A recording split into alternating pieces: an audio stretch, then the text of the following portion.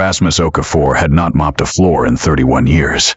Not since his uncle's small grocery in Rotterdam, where he worked weekends as a teenager and got paid in leftover bread and a little cash. He had almost forgotten what it felt like. The weight of the bucket, the smell of the industrial cleaner, the way your lower back starts complaining around the third hour. He remembered quickly. If you believe in kindness and second chances, please like, comment, share, and subscribe to Kindness Corner. The company was called Farpoint Logistics, a distribution hub outside a mid-sized city in the Midwest, the kind of place that ships other people's products and rarely gets mentioned in business magazines. Rasmus had been its CEO for 11 years. He had grown it from 40 employees to nearly 400. He wore good suits and flew business class and gave careful speeches at annual reviews. He was not a cruel man, but he was removed from the floor, from the actual daily friction of the work, in ways he had stopped noticing. What pushed him to do this was a number rather than a feeling. In the past 18 months, Farpoint had lost 63 trainees before their 90-day mark. 63 people who had come in, trained, and quietly disappeared. Exit interviews said things like cultural fit and different expectations, which told him almost nothing. His operations manager said the floor supervisors were under pressure. His HR director said onboarding needed restructuring. Everyone had a theory. No one had an answer that felt true. So Rasmus Okafor, 54 years old, gray at the temples, called in a favor from his facilities manager. For 1 week, he would work as a contract janitor in his own building. Different badge, worn work clothes. The name tag said Ray. The first day, he arrived before sunrise on a Tuesday, October.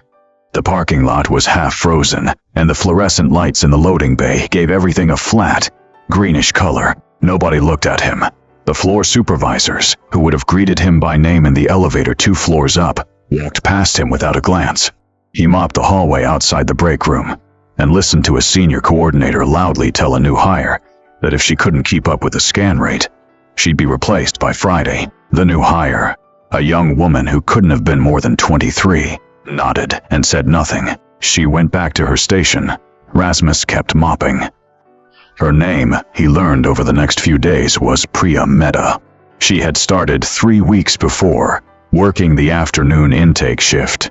She was quieter than most of the other trainees. Not timid exactly, but careful. She watched how things worked before she asked questions, which seemed to irritate her team leader, who apparently preferred fast answers over accurate ones. On Wednesday, Rasmus was cleaning near the back stairwell during the afternoon break. He had skipped lunch. There was no break room assigned to contract maintenance staff, technically, and he hadn't thought to ask about it. He was just tired and leaning against the wall eating a granola bar from his jacket pocket when Priya came down the stairs with her lunch bag. She stopped when she saw him, not in a dramatic way. She just looked at him for a second, the way people look when they're actually paying attention. "There is a better place to sit," she said. "Around the corner, past the sorting dock. There is a bench. Nobody bothers you there." He thanked her. She said it was nothing and kept walking. The next day, she brought 2 containers of food. She set one near him without making a production of it. "I always make too much rice," she said, and went back to her station. He sat on the bench she had told him about and ate dal and rice from a plastic container with a blue lid. And he thought about 63 people who had left. What he noticed about Priya was not that she was exceptionally heroic. She wasn't. She forgot to log a pallet transfer on Thursday, and her supervisor pointed it out in front of 3 people, and she went pink and apologized twice. She made small errors. She was learning. But she said good morning to the other janitor, a man named Wendell, who had worked there 9 years, every single day, and meant it. When a new trainee on Friday looked lost near the return station, Priya walked over and helped him without being asked, even though it wasn't her area. She didn't do it to be seen. She did it because someone being lost bothered her more than minding her own business did. By Friday afternoon, Rasmus had filled 2 small notebooks with observations that would never make it into an HR report. A floor manager who scheduled breaks at punishing times. A culture where asking questions was treated as weakness. A break room that hadn't been updated since 2009. 100 small discouragements that, stacked together, felt like a wall. He put the mop away for the last time at 4 o'clock, changed in the facility's locker room, and drove home. His back hurt. His feet hurt. He felt something he hadn't felt in a long time, which was simply that he had been wrong. Not about one big thing, but about the small ones he had trusted other people to manage and hadn't checked himself. He didn't call Priya into his office the following week. He didn't make a gesture or write her a letter. What he did was spend November changing 6 specific things: scheduling, break room access, how supervisors were evaluated, a simple 2-week buddy system for trainees, and the feedback forms that trainees filled out, which had previously gone to HR and were now going to him directly, unfiltered. If this story touched your heart, please leave a like and share it with someone who still believes kindness matters.